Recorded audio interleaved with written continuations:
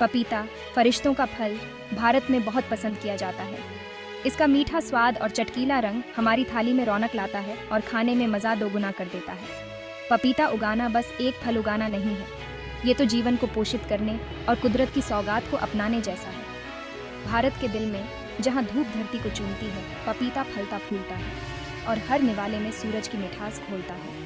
ये लेख आपको बताएगा कि कैसे प्राकृतिक तरीके से पपीता उगाएं, पर्यावरण का सम्मान करें और स्वस्थ और स्वादिष्ट फल पाएं।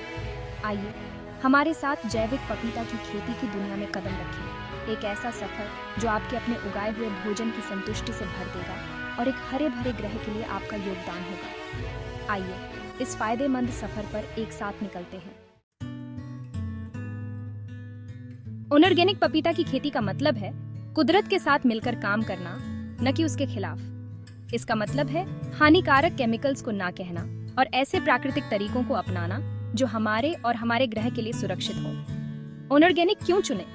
क्योंकि ये स्वस्थ, पौष्टिक और स्वाद से भरपूर पपीते उगाने के बारे में है। ये हमारी जमीन, पानी और उन अनगिनत जीवों की रक्षा करने के बारे में है जो इसे अपना घर कहते हैं। ऑर्गेनिक खेती का मतलब है स्थिरता, यह सुनिश्चित करना कि आने वाली पीढ़ियां भी इस सुनहरे फल के स्वाद का आनंद ले सकें। प्राकृतिक तरीके चुनकर हम सभी के लिए एक स्वस्थ और खुशहाल भविष्य चुनते हैं। जैसे हमें सोने के लिए एक आरामदायक बिस्तर की जरूरत होती है, वैसे ही पपीते के पौधों को भी अच्छी तरह से तैयार मिट्टी की जरूरत होती है।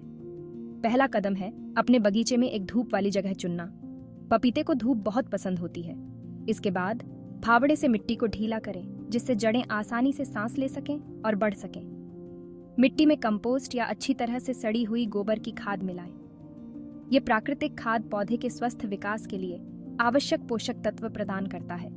याद रखें, स्वस्थ मिट्टी का मतलब है स्वस्थ पौधे। मिट्टी को प्राकृतिक रूप से तैयार करने के लिए समय निकालकर हम अपने पपीते के पौधों को जीवन की सर्वोत्तम शुरुआत देते हैं। भाग 4, सफलता के बीज आइजोबिली के लिए चुनना और बोना। अच्छी फसल के लिए सही बीजों का चयन बहुत जरूरी है।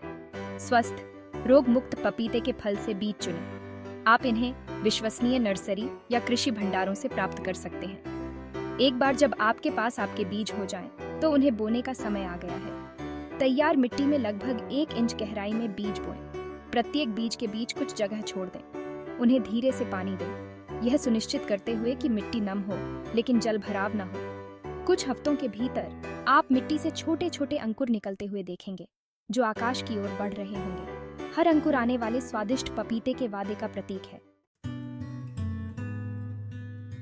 भाग 5, प्रकृति के रक्षक, पपीते के पौधों की सुरक्षा प्राकृतिक रूप से करना।